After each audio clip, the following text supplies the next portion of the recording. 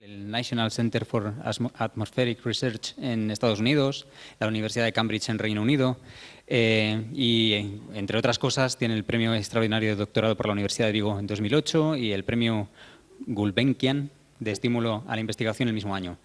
No solo eso, sino que además, supongo que conocéis la prestigiosa revista Science, pues ha publicado también en esa revista. Así que os dejo con un científico de primera categoría y con un colaborador del software libre. Cuando quieras.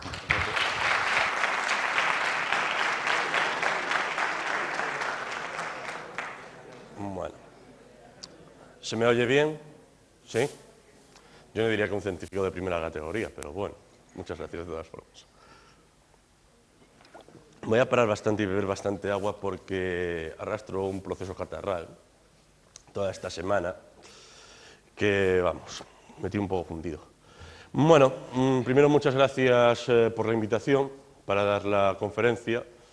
Ya he visto que ayer ha habido un éxito sin precedentes de público en la conferencia de Richard.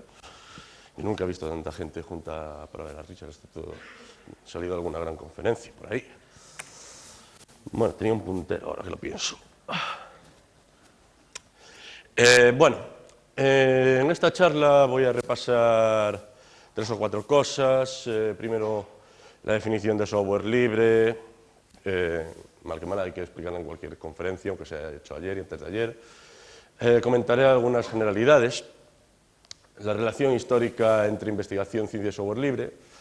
El uso de software libre en centros de investigación, en estos entornos. También hablaré un poco de supercomputación, cómo afecta a ese nivel de trabajo. Y después, para finalizar, pues me centraré en la lógica del uso del software y el software libre en el campo de la investigación, que es algo que no se ha tenido muy en cuenta en los últimos 20 años, en los cuales se ha producido un boom en el uso de software y que merece cierta atención. Bueno, la Free Software Foundation mantiene la definición de software libre.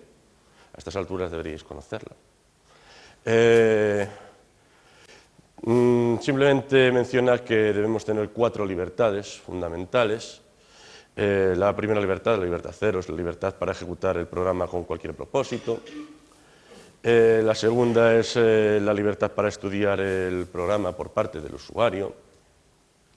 La tercera es la libertad para redistribuir copias del programa. Y la cuarta es la libertad para mejorar el programa y distribuir las mejoras. Muchas veces se puede hacer uno un lío respecto a la disponibilidad del código fuente de un programa para que algo sea software libre. Simplemente la disponibilidad del código fuente no es una de las libertades, es un prerequisito para que se cumplan las libertades 1 y 3. Si no tienes el código fuente, no puedes estudiar el funcionamiento y no puedes mejorar el programa. Bueno, ¿por qué software libre y ciencia? Las estructuras que posibilitaron el desarrollo del software libre, tradicionalmente, han estado muy ligadas al entorno de la academia, de las universidades, centros de investigación. Richard, de hecho, trabajaba en el MIT cuando empezó a pensar en estas cosas. Un entorno muy académico, lleno de hackers, de aquellas. Los proyectos de software son grandes proyectos de I+D+I muchas veces. Es decir, tienes que invertir gran tiempo investigando, desarrollando, innovando. La colaboración en el mundo del software libre muchas veces sigue el mismo patrón que la colaboración en el entorno científico. Colaboras con tus colegas, les cedes tus mejoras, simplemente buscando el progreso y el avance en el conocimiento. Y además el software libre y la investigación científica poseen características comunes. Pues tienes posibilidad de revisión, de resultados, de desarrollo. la cultura es de libertad académica y tiene cierto ánimo de servicio a la comunidad. Bueno, parte del desarrollo de software libre en el pasado y en la actualidad se mantiene en entornos muy académicos. Por ejemplo, en grandes centros de investigación existen departamentos que normalmente contribuyen mucho a proyectos de software libre. Un ejemplo es, por ejemplo, el CERN, que desde siempre ha mantenido distribuciones como Scientific Linux, que es la distribución que se utiliza en muchos otros centros de investigación. Está basada en una Red Hat Enterprise. Es la distribución con la cual se funciona actualmente el Gran Colisionador de Hadrones. Disculpad. Y también en muchos otros centros se desarrolla software. Hasta no hace mucho nadie se preocupaba de cómo se hacía ese software y cómo se disponibilizaba. Recientemente, ligado a otras cuestiones como la necesidad de realizar una nueva revolución en cuanto a apertura de la investigación científica, pues, y de los resultados y del proceso de investigación, se han empezado a plantear ideas, por ejemplo, en Estados Unidos, creo que se intenta plasmar a través de un acta federal de apertura de los resultados de investigación, que implica la necesidad de publicar bajo ciertos criterios para disponibilidad pública el software. Después hay laboratorios muy tradicionalmente empresariales que además han realizado grandes contribuciones al desarrollo de software libre. Teníamos antes, por ejemplo, los Xerox. Además, esto es porque en Estados Unidos, que era donde en la década de los 50-60 se comenzó con la revolución de la computación, se decidió en cierto momento dejar en manos de empresas privadas el desarrollo que hasta el momento era principalmente un episodio de defensa. Bueno, tenemos en pantalla a Donald Cervin-Knut. Esto es una de las grandes contribuciones al mundo del software libre. Si no conocéis, ¿cuántos saben en la sala lo que es LaTeX? Bien. ¿Cuántos lo utilizan? Bien. Esto no es usual. Bueno, Donald Knuth, aparte de ser catedrático de teoría de la computación de Stanford, le fue pedido en cierto momento, allá por los 70, que desarrollase un lenguaje para la Sociedad Matemática Americana para poder hacer las cosas decentemente a la hora de escribir artículos y comunicar los resultados de investigación al público, y diseñó TeX. A continuación se hizo una mejora que es el Lamport TeX, de Leslie Lamport, y es una de las grandes personalidades a conocer por todo científico en cuanto a contribución a software libre.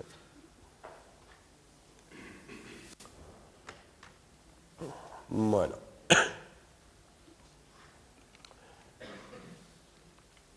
Vamos a hablar un poco, casi mejor lo de supercomputación lo dejo para dentro un poquito. Existen varios niveles a la hora de trabajar en investigación científica con software libre. Tienes tu trabajo diario de investigación, que es un trabajo a nivel escritorio, como el que realiza cualquier usuario normal, y tienes trabajo a nivel de computación de altas prestaciones. A nivel de usuario, pues últimamente ya no hay tanto problema.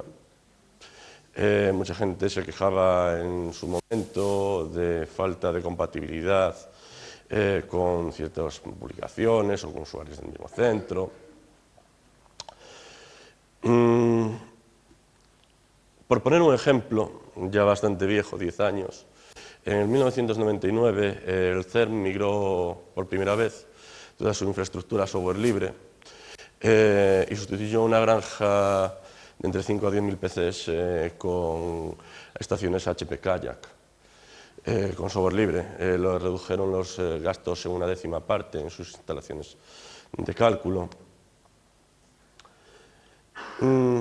Y otras cuestiones son que si trabajas con software libre normalmente tienes una gran adaptabilidad a distintas arquitecturas. Bueno. Una cosa que se ha venido haciendo mucho espontáneamente es que todo el mundo produce su propia versión de un GNU Linux para poder adaptarla a sus necesidades.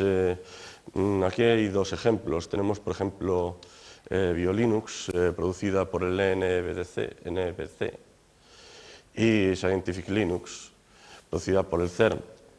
Es una de las grandes ventajas de las distribuciones GNU Linux, que puedes generarte tu imagen CD de los paquetes que más te gustan y mejor se ajustan a tu campo de investigación y crear tu propia distro. Y es algo muy útil. Bueno. Otras cuestiones. Bueno, lo que tenemos en la pantalla es una foto del supercomputador Mare Nostrum, que está en el Centro de Supercomputación de Barcelona.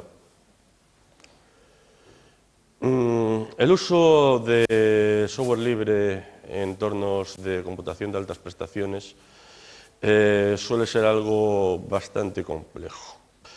Ahora me explico. Esto sería, por ejemplo, Lusitania, es el computador HP que tenemos en Extremadura. Finisterrae es el supercomputador de Galicia. Esto es el Terra-100, que es el computador más potente que hay ahora en Europa, de la marca Bull. Está instalado pues, en la Agencia de Energía Atómica en Francia. Y esto es el colisionador de drones del CERN, que funciona con Scientific Linux. Bueno, un par de datos. Se puede observar en esta gráfica, es una gráfica sacada de Top 500, el uso de sistemas operativos entre 1993 y la última lista, que salió a finales del 2010, en los supercomputadores listados en la lista. Se puede observar cómo desde 1998 el uso de sistemas GNU Linux ha crecido de una manera brutal. La cantidad de máquinas que utilizan otros sistemas está llegando a ser bastante residual. Normalmente se basan simplemente porque es una cuestión de compra. Tú cuando compras una de estas máquinas estás hablando de una inversión como mínimo que empieza en 600.000 euros. La petición típica para una ampliación de un supercomputador al ministerio y por hoy son 12 millones de euros.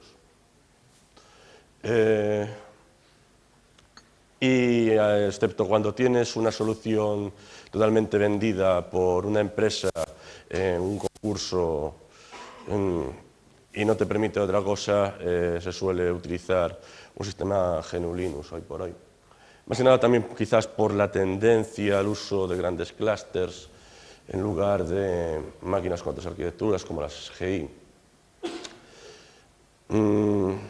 Cosas como el HIUX, muy usadas en otro tiempo, el Unix, se están quedando residuales.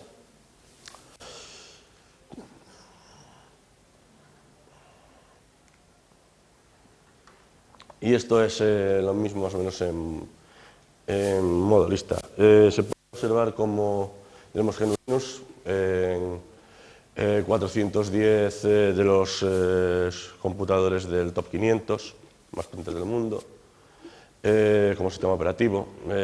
Tenemos un SUSE GNU Linux Enterprise Server en otros 4, es algo también muy típico.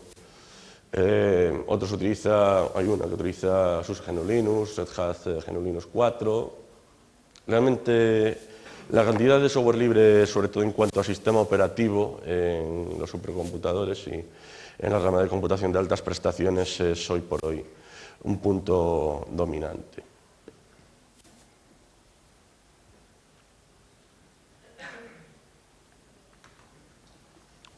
Pero no todo es bueno ni bonito. En el uso de computadores a la hora de realizar cálculos para investigación científica existe un gran problema. Existe un problema monetario. Por poner un ejemplo, la semana pasada yo hice una solicitud para tiempo de cálculo en el supercomputador Finisterra. He solicitado, de esta vez, para una simulación que quiero hacer, nada más, 400.000 horas de cálculo. Es más o menos el uso exclusivo de 256 procesadores durante un mes y medio, de forma continuada. A precio de mercado, la hora de cálculo se cotiza actualmente a 21 céntimos, más o menos, la hora de cálculo. Es un proyecto de 80.000 euros.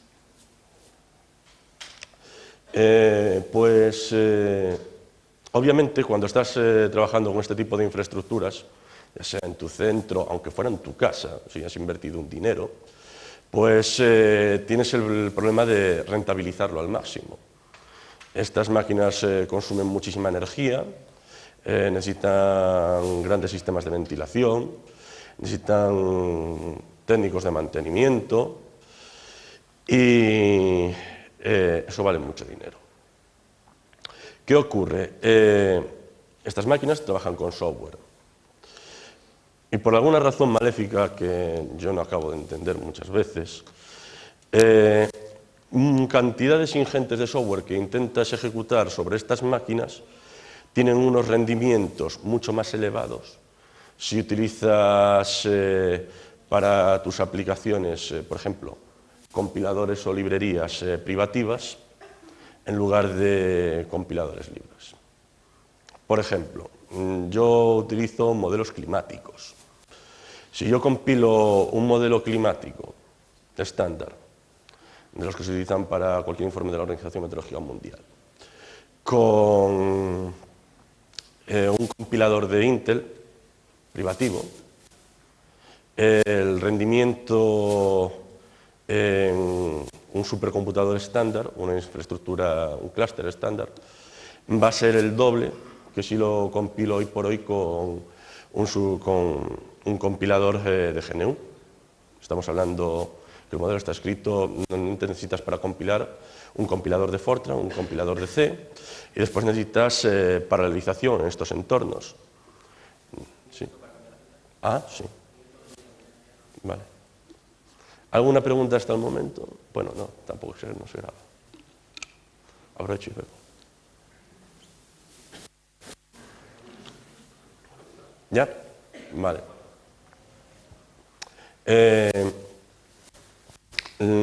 ¿Qué ocurre en estos casos? ¿Por dónde viene este problema? Este problema se produce normalmente por dos cuestiones. Tú cuando vendes a cualquier centro, a cualquier gobierno, una de estas soluciones, no vendes solo la máquina, vendes soporte. Es decir, yo si me gasto 15 millones de euros en una máquina, tú vas a tener a 3 personas de tu empresa en mi centro trabajando de forma permanente para mantener mi infraestructura. ¿Qué ocurre? Cualquier aplicación que desarrolles va a estar optimizada para la máquina en la cual trabajas. Si tu máquina es, por ejemplo, Bluefire, un IBM típico, muy potente, pues por alguna extraña razón todos los técnicos de IBM te van a hacer las optimizaciones para que utilices normalmente compiladores de Portland Group. Después hay otras cuestiones. Los compiladores GNU son compiladores que son bastante bulletproof, a prueba de balas. Tú puedes compilar casi lo que sea con eso, pero no están orientados hacia el rendimiento final. Existen algunas iniciativas para mejorar el rendimiento, pero no están dirigidos hacia la optimización. Y realmente digamos que con respecto al usuario final, a la cantidad de usuarios de escritorio, hoy por hoy este segmento es un segmento en el cual la cantidad de usuarios es limitada. Por lo tanto, tampoco puede haber un gran esfuerzo sobre ello. Lo que ocurre con compiladores ocurre con librerías, como comentaba. Necesitas paralelización. Por ejemplo, en una máquina típica HP puedes utilizar varias formas de paralelización MPI. Puedes utilizar las bibliotecas de Intel de MPI, puedes utilizar las bibliotecas HP de MPI o puedes utilizar soluciones libres como por ejemplo MPitch. Primero, ya tener las tres cosas funcionando en una estructura HPC y funcionando bien es complicado. Estás complicando mucho la vida al personal técnico. No todas funcionan con todos los softwares siempre. Y aunque logres compilar algo, pues no se va a poder ejecutar a lo mejor. No va a funcionar bien. Últimamente se tira en este segmento también mucho hacia lo que es la computación de altas prestaciones mezclada con tarjetas gráficas. Las GPUs se han puesto de moda hace tiempo ya. La máquina más potente que hay ahora, hasta que salga la nueva lista, ya por junio, es la Tianhe 1, que es el supercomputador chino, que es una mezcla de CPUs y de GPUs. Tenemos ahí dos GPUs pues típicas. La de la izquierda es una Nvidia Tesla, la de la derecha es una ATI Radeon. El cálculo para GPUs es una buena solución hoy por hoy, bueno, hoy por hoy no, y lo será siempre, posiblemente, si te centras solo en lo cual es demanda de cálculo. A ti no te sirve de nada, por ejemplo, a mí no me sirve de nada una GPU. Mis aplicaciones, todo el software que yo utilizo, necesita cantidad de entrada-salida de memoria. Típica memoria que utilizo yo en una simulación, por núcleo, 8 gigas. Necesito pues 8 por 100, 800, algo así como 2,5 teras de memoria por simulación. Claro, las interfaces, las tarjetas gráficas no están pensadas para ese tipo de cálculo, están simplemente pensadas para hacer cálculo muy rápido sin gran densidad de memoria. En cuanto a estas tarjetas, existen después varios problemas. En cuanto a software libre, por ejemplo, Nvidia. Nvidia hoy por hoy, con sus tarjetas, tiene las Tesla, las siguientes son las Fermi, no sé si ya han salido las Fermi. Y da soporte para su propio lenguaje, para programar para GPUs. Por ejemplo, CUDA.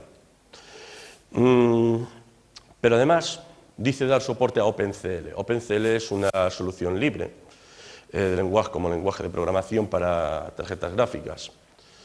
Sin embargo, cuando te vas a hacer un cálculo con OpenCL sobre una Nvidia Tesla y te haces un cálculo con CUDA sobre una Nvidia Tesla, el rendimiento todavía está un 10% por debajo, por lo que he leído. Yo no trabajo con gráficas. Esto además plantea varios problemas de situación, en este caso lock-in, de dependencia, que viene dada por que sea software privativo. Es una cosa totalmente absurda. Yo no entiendo, tengo unos compañeros que hacen simulación oceánica con tarjetas Nvidia. Cuando te cambian el hardware, por ejemplo, se sabe que Cuando cambien de Tesla a Fermi, no sé si lo han hecho, pues a la siguiente generación.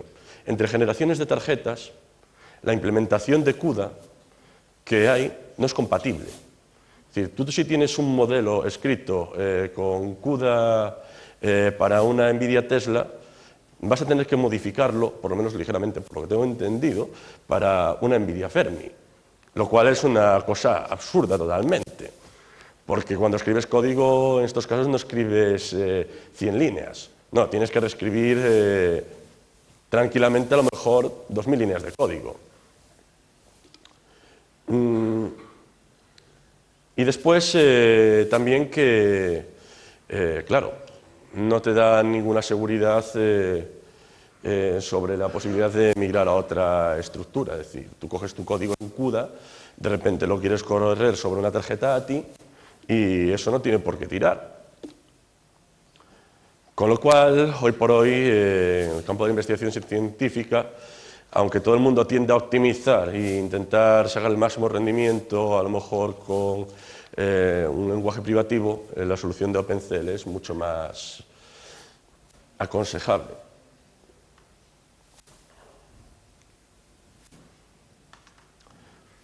Bueno.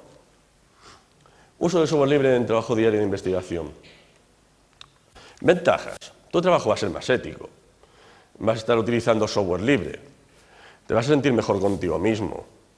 Además, las cosas van a salir mejor.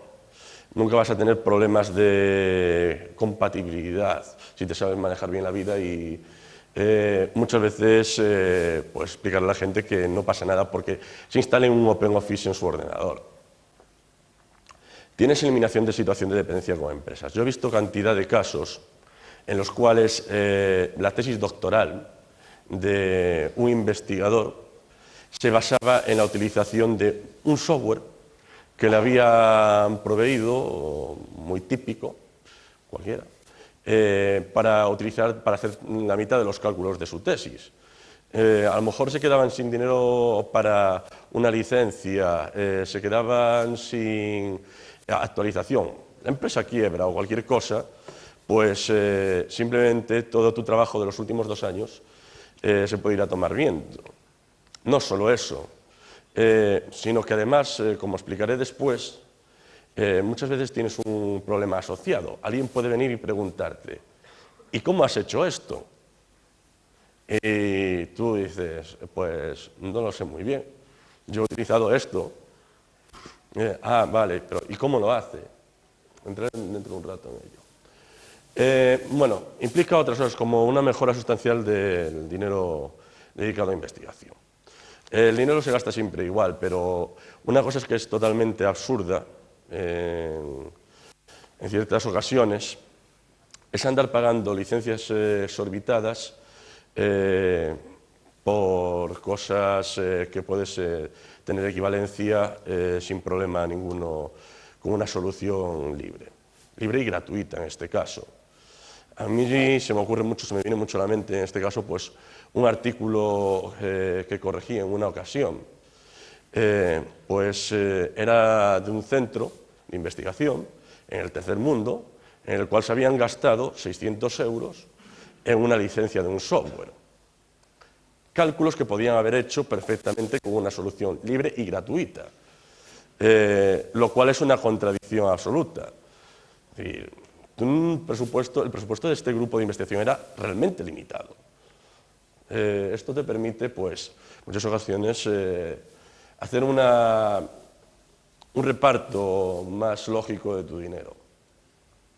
Bueno, tienes documentación en multitud de idiomas.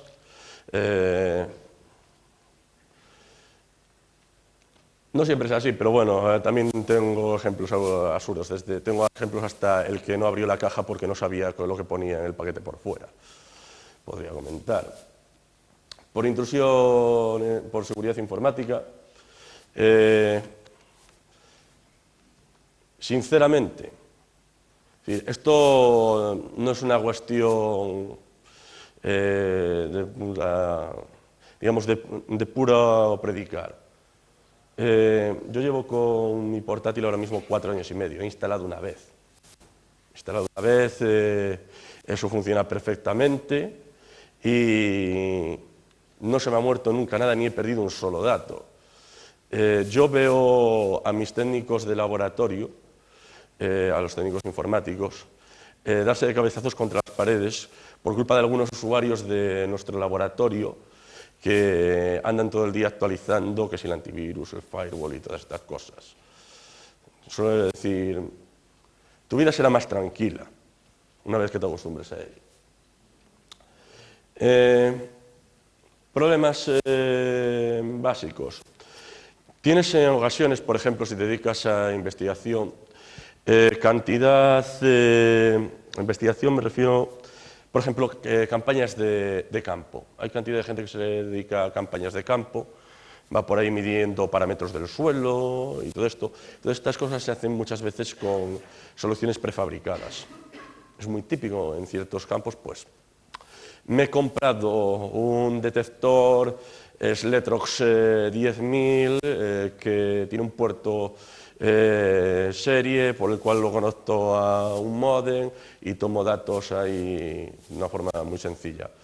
Esas aplicaciones muchas veces vienen todavía con disquetes. Es decir, con disquetes para un Windows 95 en algunos casos. Esto sucede, la ciencia está así de avanzada.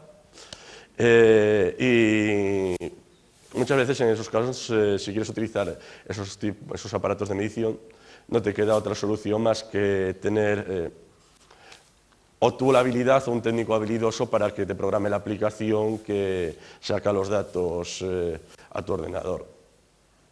Hay que decir que en muchas ocasiones los aparatos, aparte puede ser una solución más ideal, porque en muchas ocasiones muchos aparatos de medición vienen limitados para que solo midan unos ciertos parámetros cuando podrían medir más y cosas por el estilo.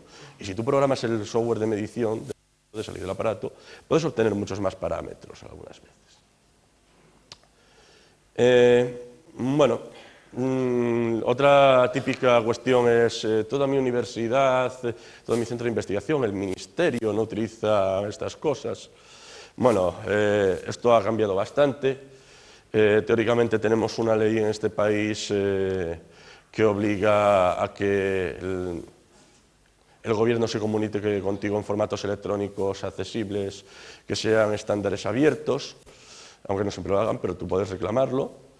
Hoy por hoy, si tienes un poquito de habilidad y de vez en cuando no te importa pararte los 3 minutos para recolocar un formulario que te descargas en un formato privativo, para hacerlo bien, puedes toda la documentación que generas a diario, hacerla sin problema.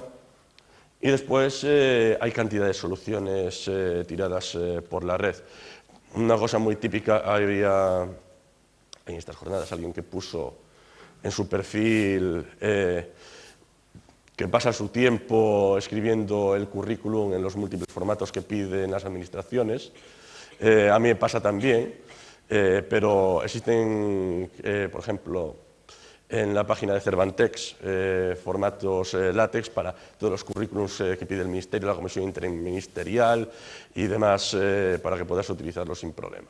Con lo cual, toda tu administración y burocracia científica la podrás hacer sin mayor problema. Tengo que aprender a utilizar algo nuevo, es una cosa que muchas veces alguien te pone de excusa, típico, llevo ya 8 años utilizando, yo tenía un compañero que utilizaba una cosa que se llama Harvard Graphics, que aquello era una cosa en modo texto para hacer gráficas horrible.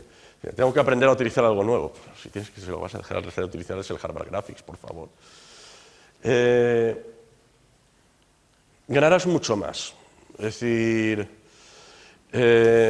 todos los estudiantes que hemos tenido en nuestro laboratorio y mucha otra gente, cuando ha empezado a utilizar soluciones libres y sistemas más eficaces como LaTeX o un sistema GNU Linux, le ha venido muy bien, porque le da una preparación mayor para entender después realmente cómo funciona, por ejemplo, un computador. En nuestra área es algo muy importante.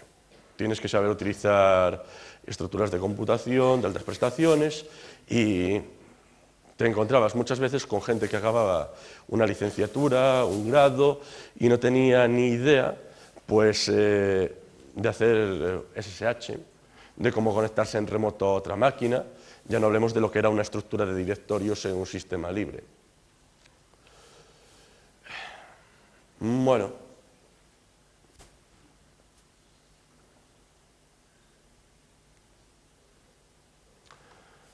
hay varias cosas además. La primera frase está sacada del ensayo de Richard en Nature, publicado ya hace unos años, que se titulaba La ciencia debe dejar de lado el copyright, en el cual literalmente pues, dice la Constitución de Estados Unidos dice que el copyright existe para promocionar el progreso de la ciencia. Cuando el copyright impide el progreso de la ciencia debe dejar de lado el copyright.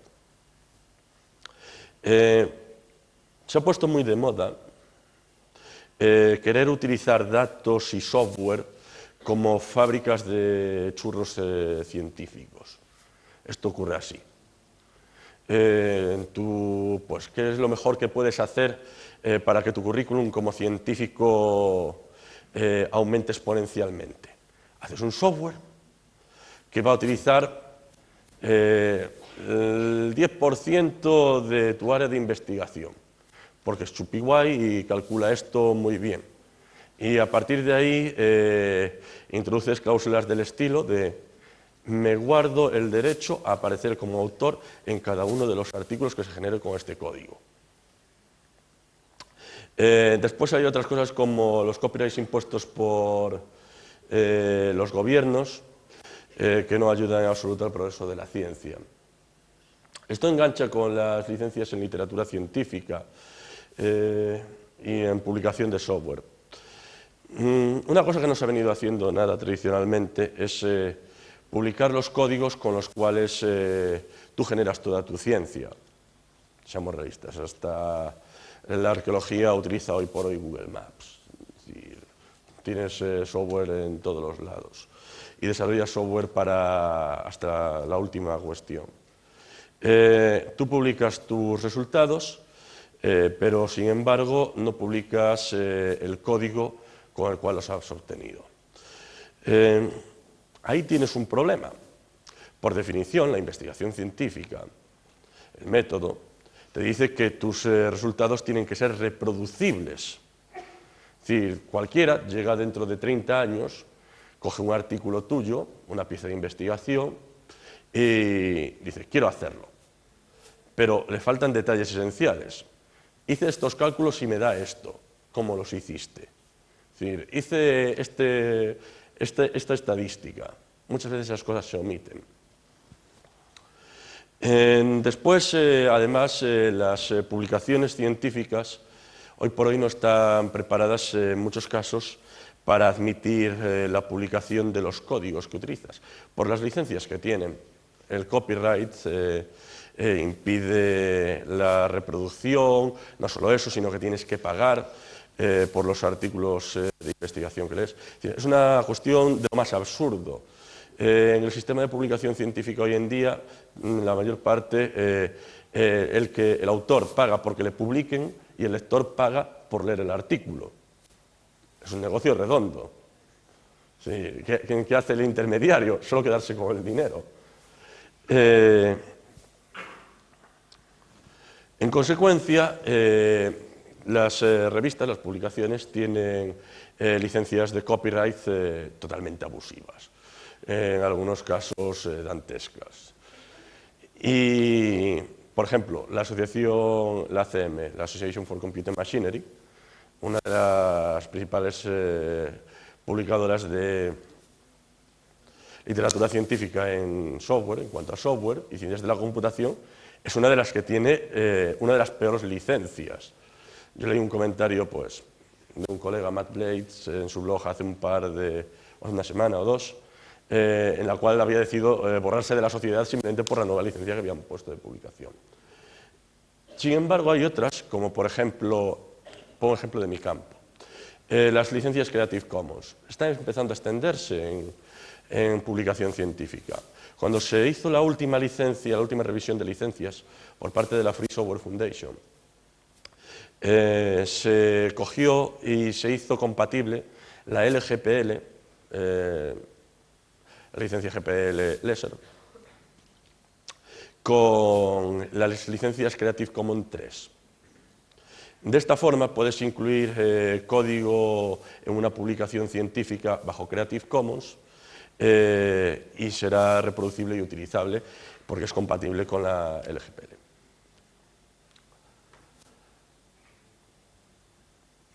Bueno, paso mejor aquí a la siguiente. Hay otras cuestiones en cuanto al software y después su patentabilidad.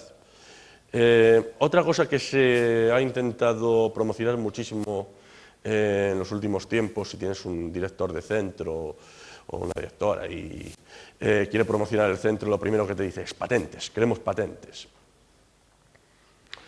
Sabéis que las patentes en el mundo del software, por ejemplo, ahora mismo en Europa no están permitidas, en Estados Unidos están permitidas. Es algo totalmente absurdo, no puedes andar patentando algoritmos de cálculo, no tiene sentido. Pero aún así veamos un punto más allá. Realmente, ¿de qué sirve la explotación de patentes en un centro de investigación? Esta tabla está sacada de un artículo de los autores Bessel y Hunt en el año 2004 y expresa el total representado en cuanto a beneficios, incomes, el dinero que reciben, de unas cuantas universidades prestigiosas de Estados Unidos por causa de patentes.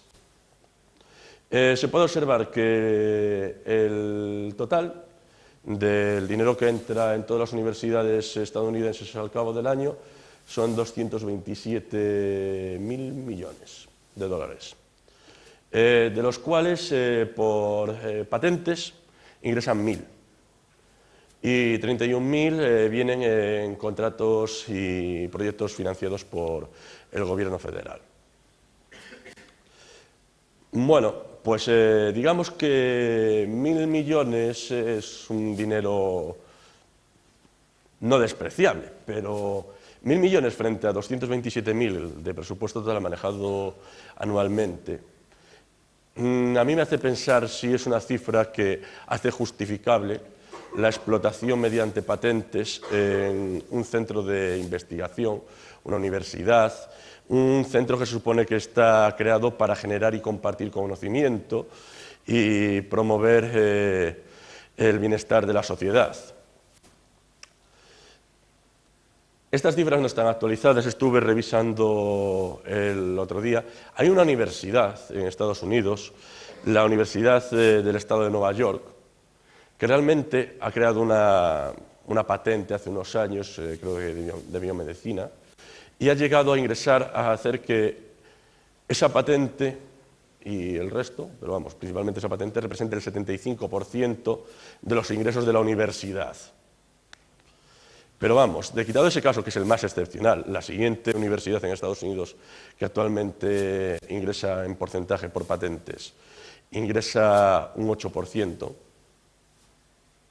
y a partir de ahí cae al 4, 3 y 2, y ninguna, pues, contrariamente a lo que hay en esta gráfica, casi ninguna de las universidades que hay en cuanto a explotación de patentes hoy por hoy en Estados Unidos es de la denominada Ivy League.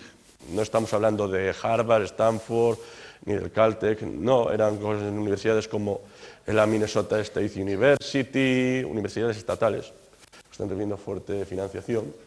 Bueno, Minnesota está ahí. Pues la verdad, hace que la explotación de patentes, y en cuanto a patentes de software se refiere, probablemente sea una cuestión que ni merece la pena considerar hoy por hoy en un centro de investigación. Más después, cuando los investigadores tienen la manía de no patentar su software muchas veces, sino simplemente tirarlo en su página web. Me explico.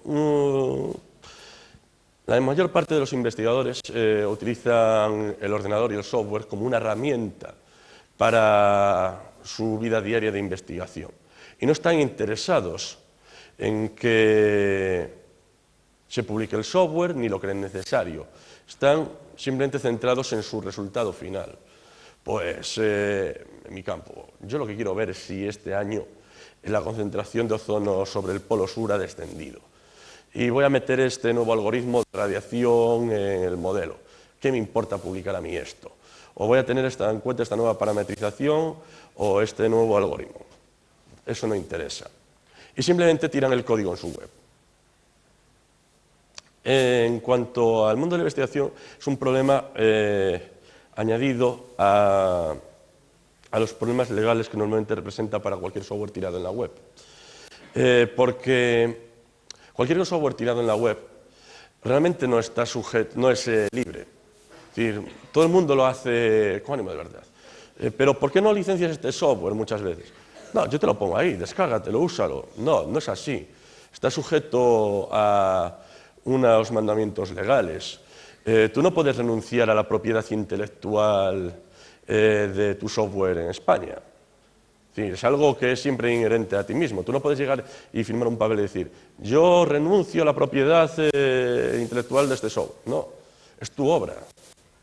Va a ser siempre tu propiedad intelectual. En Estados Unidos creo que lo puedes hacer. Y además, en el campo de la investigación, normalmente tu investigación ha sido financiada por un organismo, ya sea supranacional, nacional, estatal, una fundación, que tiene unas normas de publicación y de disponibilidad de todos los resultados, porque el dinero viene o de un fondo privado o de un fondo público. Si viene de un fondo público, pertenece a los ciudadanos al cabo de un cierto tiempo, con lo cual está sometido a ciertas leyes. Y no solo eso, sino que además está en muchos casos sometido a muchas leyes de privacidad y seguridad nacional, porque muchos gobiernos consideran que ciertas áreas, por ejemplo, el área en el cual yo trabajo, ciencias atmosféricas, meteorología, tras los atentados del 11S en Estados Unidos, pasó a ser considerada un área que atañe a la seguridad nacional. Entonces, pues en muchas ocasiones cualquier cosa que se haga pues puede estar sujeta a políticas de privacidad que incluso tienen ramificaciones militares. Y te pueden meter en la cárcel por hacer públicas tus cosas si no tienes en cuenta ciertos principios de licenciamiento y demás. Con lo cual muchas veces tienes que saber jugar y publicar tus cosas pues, bajo GPL, para que no te puedan decir nada y hacerlas públicas.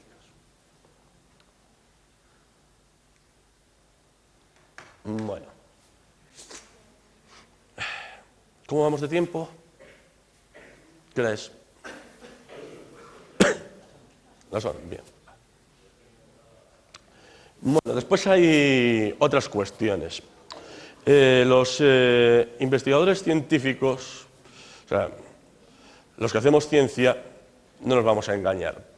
Yo no recibí durante mi formación académica un curso intensivo para ser un ninja de la programación, para ser el máster del universo de la programación. No, es decir, yo recibí pues 7 cursos de mecánica cuántica, física atómica y nuclear, 3 de materiales, 2 de electrónica digital, mecánica, cosas de este estilo.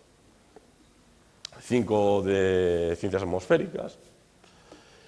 Con lo cual, muchas veces un científico, puramente dicho, que es un científico no de la rama de ciencias computacionales o de una rama como, por ejemplo, telecomunicaciones, no está preparado, por muchos cursos que haya hecho. Después yo he hecho cursos de formación en Fortran, C, en paralelización, pero yo reconozco que mis compañeros que son ingenieros de computación tienen una mente mucho más desarrollada para ver el código.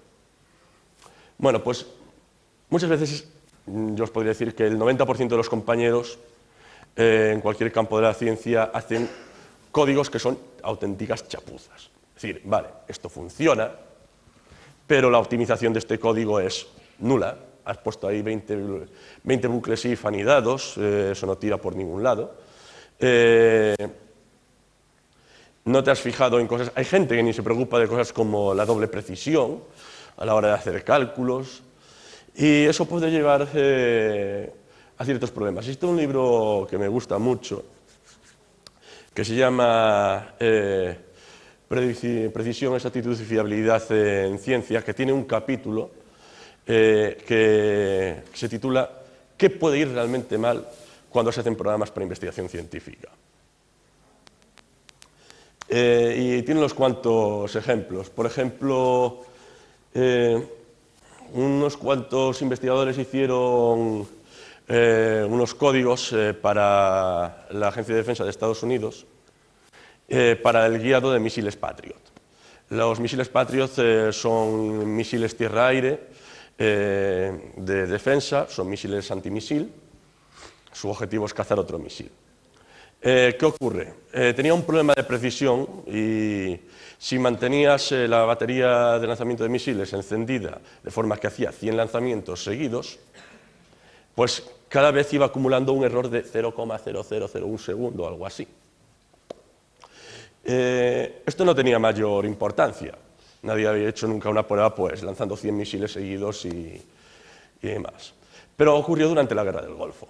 Durante la Primera Guerra del Golfo, Estados Unidos tenía una batería de misiles Patriot encendida y, claro, empezó a disparar misiles.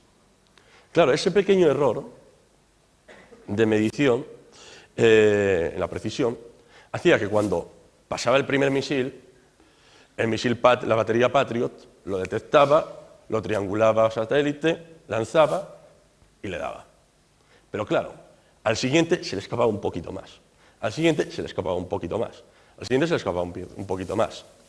Y cuando llegó el misil número 100, pues justo pasó el misil y el otro pasó así, y cada uno acabó en su sitio.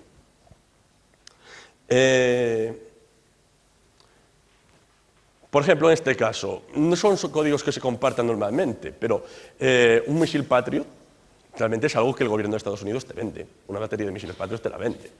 Y se la había vendido a Israel. Y cuando le pasaron el código de la aplicación. Y los israelíes, que no son tontos de aquellas, pues se habían dado cuenta del error. Y habían reportado el error a la oficina de Estados Unidos. Pero nadie le dio mayor importancia.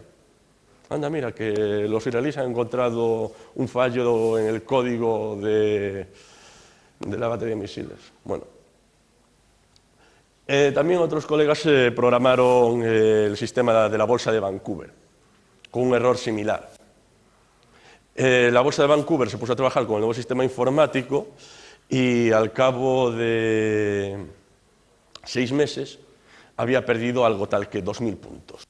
Y nadie veía una razón aparente, pero si las acciones más o menos esto se ha mantenido igual, y simplemente el sistema había ido perdiendo puntos espontáneamente todos los días. Hay después problemas con las elecciones. Bueno, la Agencia Espacial Europea, por un problema similar, reventó un cohete Ariane 5, que era algo de varios miles de millones de euros. La Mars Climate Orbiter se quedó atascada por un problema de software. Es buenísimo el del USS Georgetown, que tenía también una combinación de teclas que hacía un shutdown de todos los sistemas del portaaviones.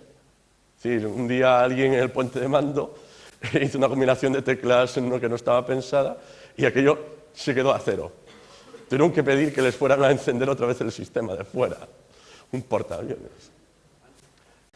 Y el típico ejemplo del puente del Milenio, recordaréis el puente que hicieron sobre Londres para el Milenio, que de repente lo vio muy bonito y el primer día se puso a pasear por allí demasiada gente y aquello flaneaba por todos los lados. Las simulaciones no habían salido muy bien y hubo que volver a hacerlo. Es decir, desde la arquitectura, la defensa o la bolsa, en campos de I+D en software, pues realmente si no tienes cuidado las cosas pueden ir mal. Muchas veces disponibilizando el código las cosas funcionarían mucho mejor. Ya lo mejoraron, se dieron cuenta los israelíes con las baterías Patriot, pero no creo que pasase nada por hacer público el código, aunque solo fuera hacerlo público, el código de la bolsa de Vancouver. Es como dice uno de mis colegas, José Marchesi. José, que también trabaja en GNU España, trabaja programando el sistema de giróscopos. Bueno, un giróscopo es un aparato que sirve para calcular la orientación a un satélite.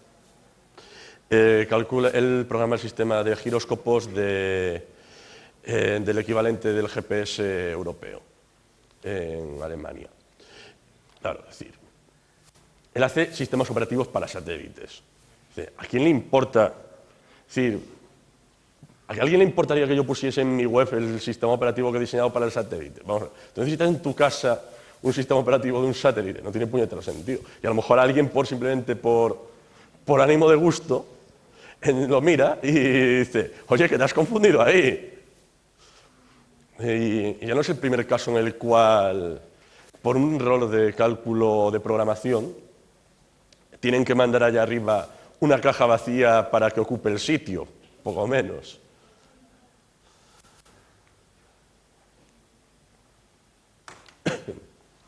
Después hay cosas muy curiosas ya. ¿Os suena Matemática? Matemática es un software muy utilizado entre matemáticos para, pues hace de todo, calcula límites, imposibles, integrales. La típica cosa que tú tienes que hacer en un ejercicio de 10 páginas en primero de carrera, calcúlame el límite de 1 partido n más n, la tal. Pues casi todos, o una buena parte, los hace Matemática. Pero es buenísimo, porque tú después te vas a la página de matemática de Wolfram, que es la empresa, y te explica, ¿por qué no necesitas saber cómo funciona esto? Bueno, la mayor parte de la documentación que provee Matemática se preocupa en explicar qué hace Matemática y cómo lo hace. Pero el propósito es decir al menos un poco sobre cómo Matemática lo hace. Algunas notas de la implementación interna da más información. Básicamente, si tienes interés intelectual y es normalmente mucho menos importante en la práctica que de lo que podría suponer. Simplemente Matemática te da un entorno en el cual puedes calcular operaciones sin tener que pensar sobre los detalles. Podrías pensar que saber cómo Matemática funciona sería necesario en determinados casos para algunas respuestas. Pero es muy raro el caso. Para la mayor parte de los cálculos que Matemática hace, esto está completamente especificado por las definiciones de los operadores matemáticos. Es decir, tú me estás diciendo que me vendes un software que hace operaciones matemáticas extremadamente complejas y que no necesito preocuparme sobre cómo las hace. Sí. Es que después no sé si eran estos o otra empresa de un lenguaje de alta programación de este estilo, hacen cosas realmente absurdas, es decir, tienen una página de errores conocidos. Sí, errores conocidos, bueno, sí, sabemos que cuando usted utiliza este lenguaje de programación, si hace esto, le va a dar mal. Pero no se lo hemos contado a nadie antes, excepto cuando usted ya ha tenido el error y se ha pasado 20 días en su despacho pensando ¿por qué este cálculo da así? Entonces usted lo ha metido en Google y ha visto que es que nuestro lenguaje no hace bien eso. A mí me han pasado cosas realmente absurdas, como que un lenguaje de programación no divida bien si no multiplicas lo que sea por 1 y lo divides entre 1.0. Sí, una cosa de ese estilo. Y se quedan tan contentos. Bueno, y ya tirando hacia el último, la pregunta de si es posible hacer investigación científica sin utilizar software libre. No es una cuestión baladí. Parte de esto está en un artículo que sale el mes de mayo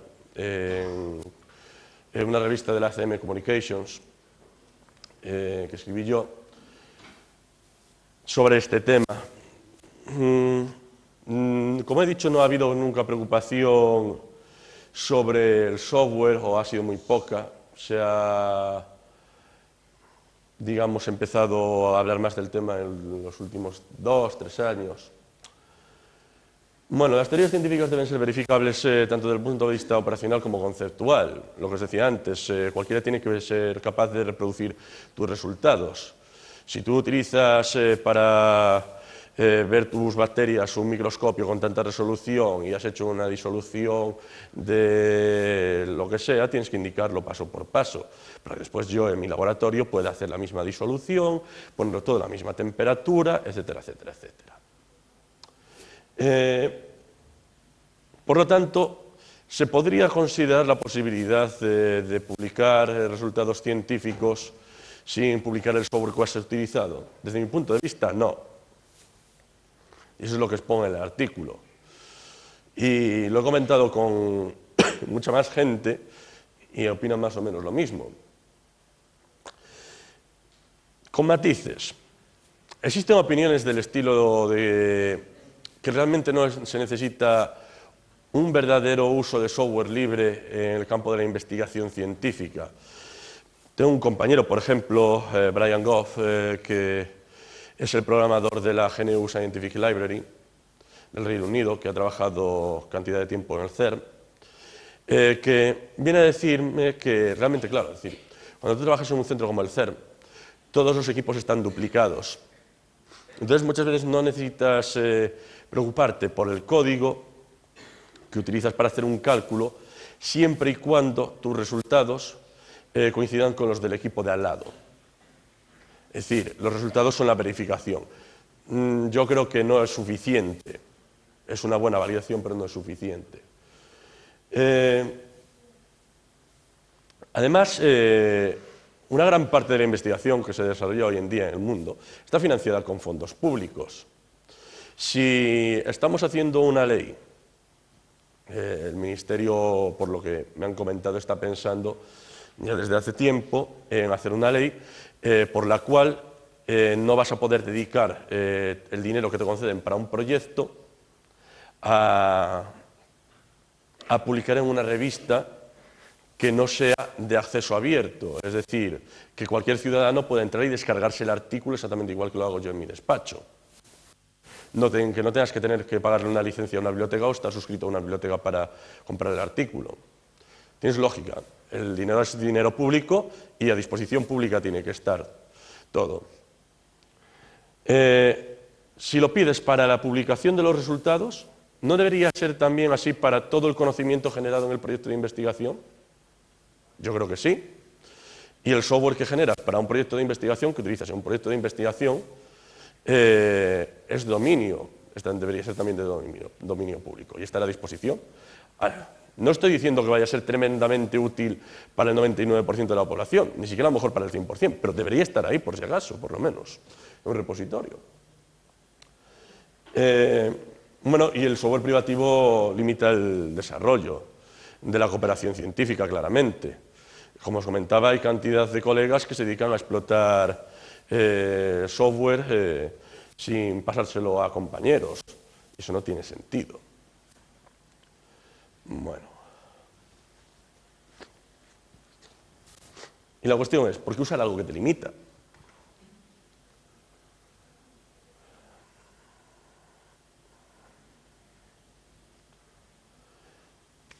Bueno, y eso es básicamente todo.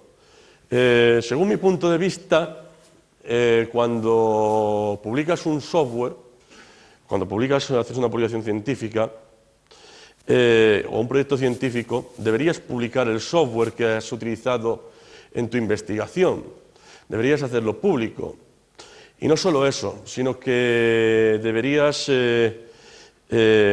especificar al mínimo detalle todo lo que has hecho. Básicamente, no se puede exigir que se haga una revisión de código o de software al mismo nivel que se hace de investigación científica de los resultados.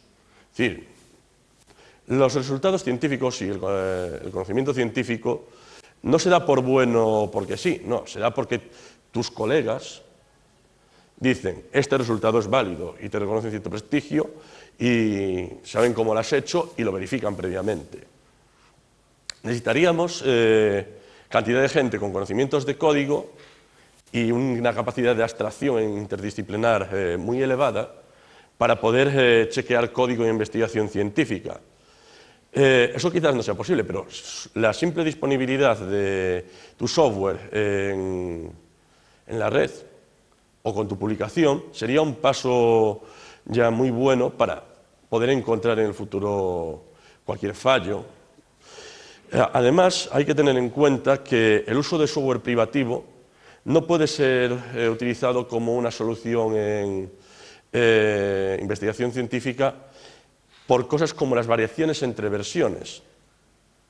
Cuando, por ejemplo, estás utilizando una hoja de cálculo y haces una actualización a la versión siguiente de una hoja de cálculo, y esa hoja de cálculo es software privativo, nadie te explica muchas veces entre la versión 3.0.2 y la 3.0.3 cuáles son las variaciones que se han producido. Y puede haber cosas, las hay de hecho muchas veces en aplicaciones que se dedican a cálculo científico, como cálculos en los mismos algoritmos de, por ejemplo, una estadística. Estás llevando a cabo, por ejemplo, correlaciones de Pearson. Puedes utilizar 2 o 3 tipos distintos de formas para utilizarlo. A lo mejor en la versión 3.0 estaba hecho de una forma y por optimización o cualquier cuestión, en la versión 3.1 está hecho de otra forma. Yo si utilizo el mismo software sin especificar versión de la versión 3.1 y la versión 3.0, no voy a obtener quizás el mismo resultado.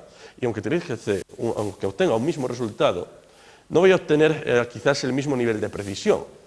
Y a lo mejor para mí no es importante la precisión al segundo decimal en ese momento, pero para otro cálculo lo es muy importante.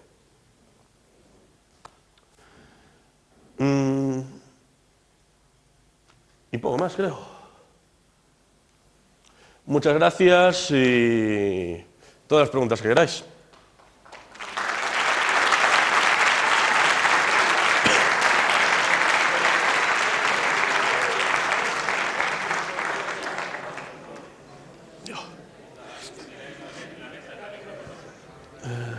Sí. Qué profesional.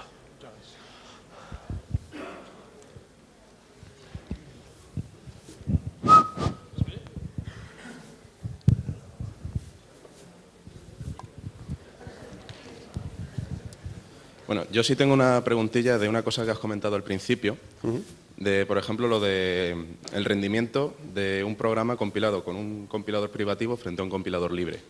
Eso en vuestro laboratorio, ¿cómo lo afrontáis? Porque, claro, un problema de rendimiento tan grande como el doble a la hora de horas de computación en un supercomputador es una cantidad de dinero razonable. En mi laboratorio lo afrontamos de una forma muy sencilla. En mi laboratorio, pues digamos que mis compañeros técnicos son tan buena gente como yo y tienen las mismas ideas, entonces pues imponemos el uso de soluciones libres. Básicamente es que tampoco nos planteamos para los cálculos que realizamos en nuestras infraestructuras de HPC del laboratorio andar pagándonos lo que cuesta una licencia privativa a lo largo del año, que es mucho dinero, es decir, estamos hablando que solo entre librerías y compiladores nos podríamos estar dejando 20.000 euros anuales, quizás, para tener unas cosas funcionando. No tiene sentido. Con 20.000 euros anuales contrato a otro investigador, tranquilamente. Prefiero tener contratado a otro investigador. El rendimiento que no le quito a la máquina, pues lo vamos a tener en producción científica por otro lado. Existe otro problema cuando estás hablando ya de un centro externo. Hay veces que te lo imponen, que simplemente cuando se hacen los benchmarkings, las pruebas de rendimiento, en periodo de pruebas de estas grandes máquinas, se ve que los rendimientos con soluciones libres no son los adecuados. Entonces los técnicos de los sistemas desactivan esa opción, excepto que tú la pidas porque realmente es lo que necesitas en tu momento para tu aplicación. Pero si no, por defecto está desactivada.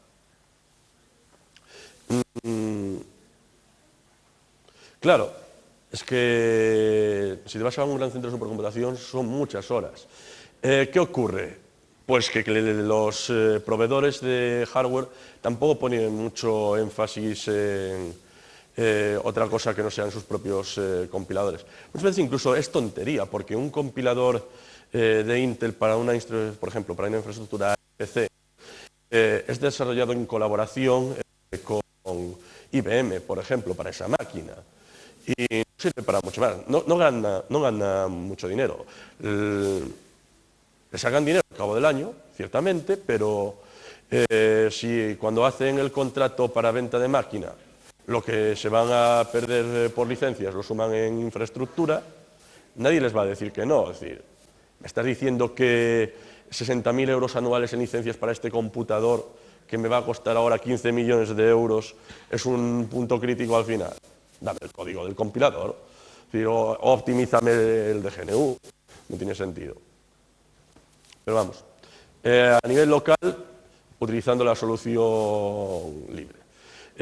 Cuando viene impuesto de fuera, pues no hay que hacerle.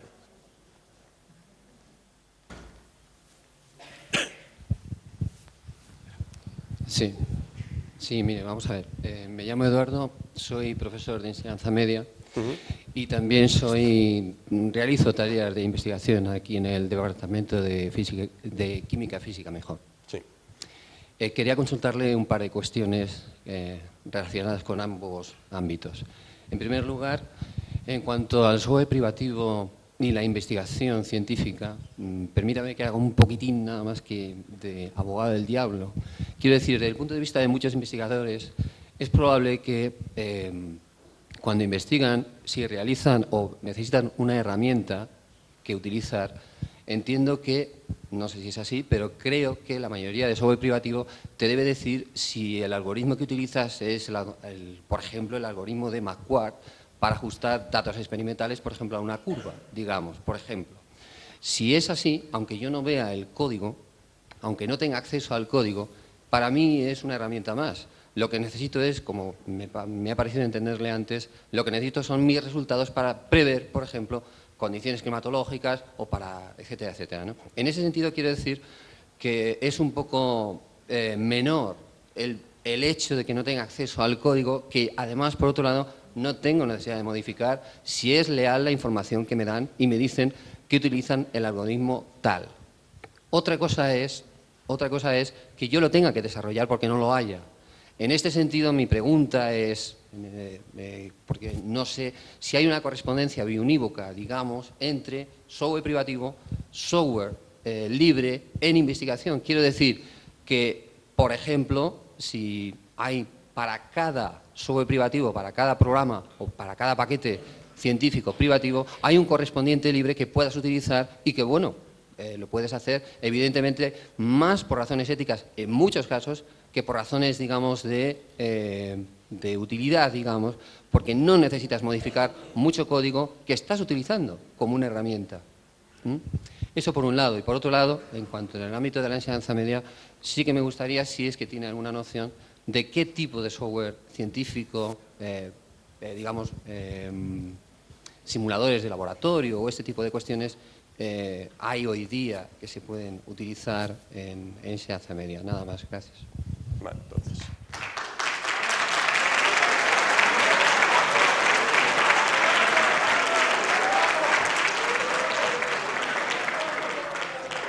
La primera cuestión era el software, la necesidad de utilizar, de conocer el algoritmo.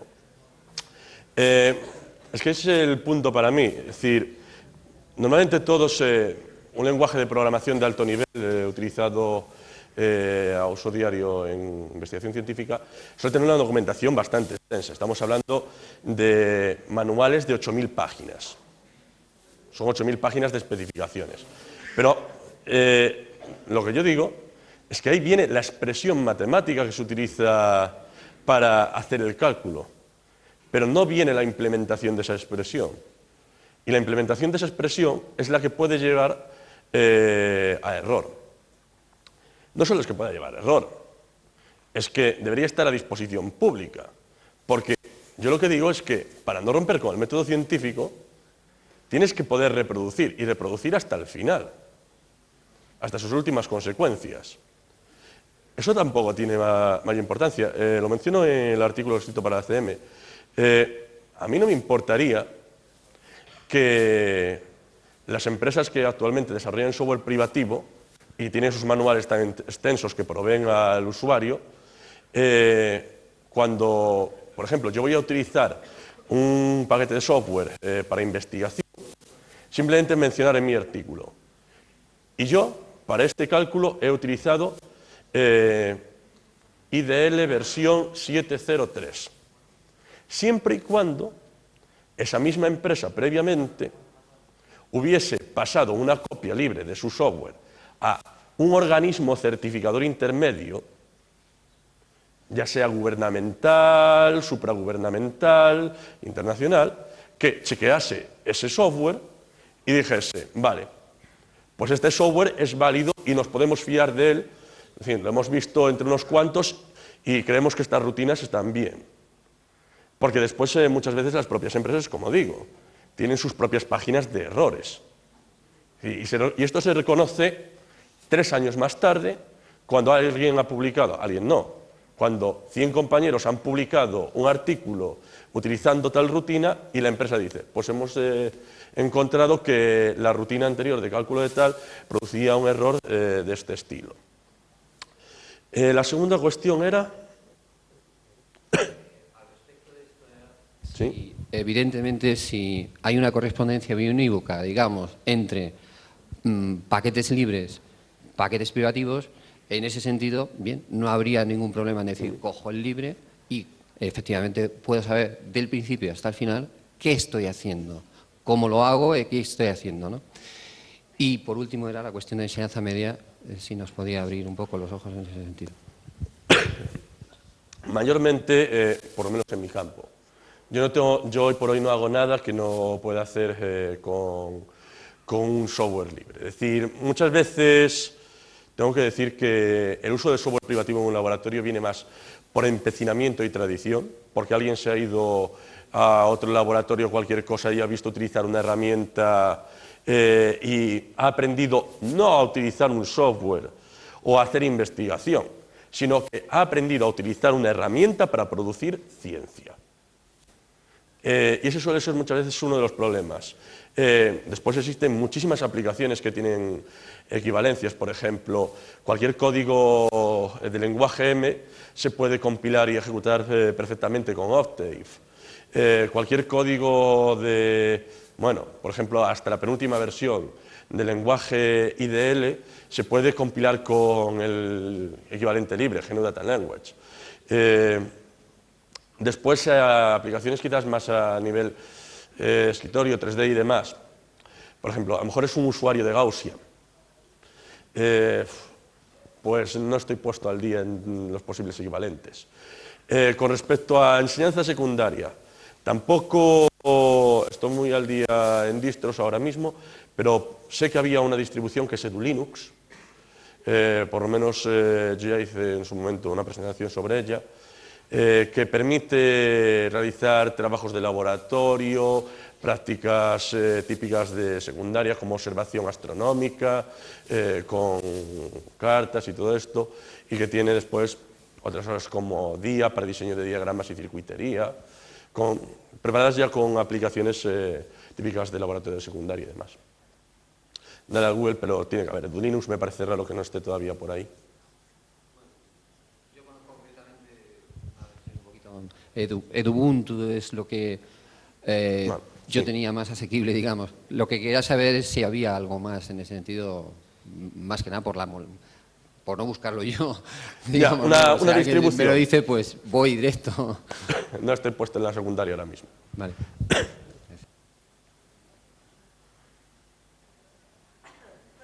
Sí, ahí.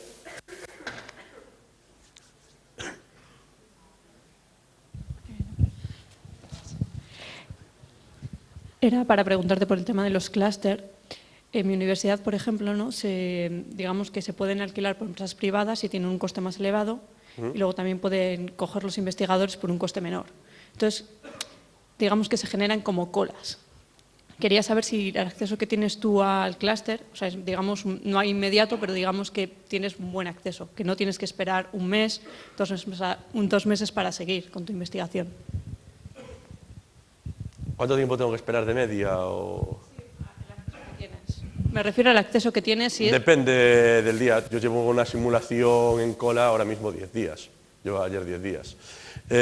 También es que utilizo recursos muy elevados. Es decir, por ejemplo, yo cuando me voy a una infraestructura de este tipo, trabajo con modelos climáticos muy grandes. Pido de los 100 cores que tiene a lo mejor una máquina, 20 en uso exclusivo. Entonces, pues necesito que se liberen antes. Las colas típicas que hay que esperar, normalmente no son muy elevadas para un trabajo normal. No tengo que matarme a cuchillo ni siquiera aunque sea por acceso normal. En algunos casos tengo acceso prioritario, pero en acceso normal es un trabajo a cola y suele entrar bastante fácil. También estamos hablando de máquinas ya muy grandes. Y en mi laboratorio, pues es un grupo muy limitado de gente. Eso lo solucionan los administradores con cuotas, tiempo de acceso y demás. Sí, también hay que decir que en muchas ocasiones hay mucho usuario que tú dices, pero ¿para qué mandas ese trabajo? Si los dos sabemos que no va a servir para nada. Y te ocupa tiempo en la cola y que las infraestructuras son limitadas. Pero bueno, un tiempo de espera normal, 2 días.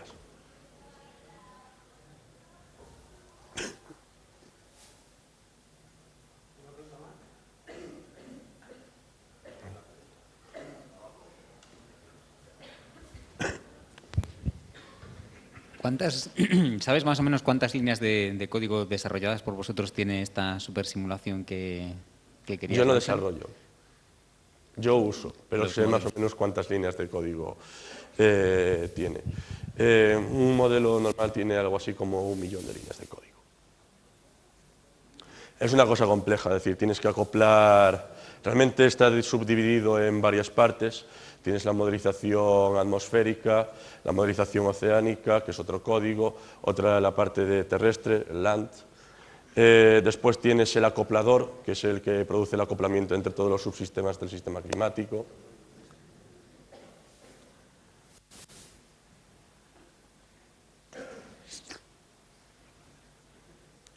Pero vamos, no los hemos escrito todos así de golpe. Es decir, no utilizamos Fortran por nada, no, utilizamos Fortran porque estamos reutilizando códigos escritos en 1970 realmente.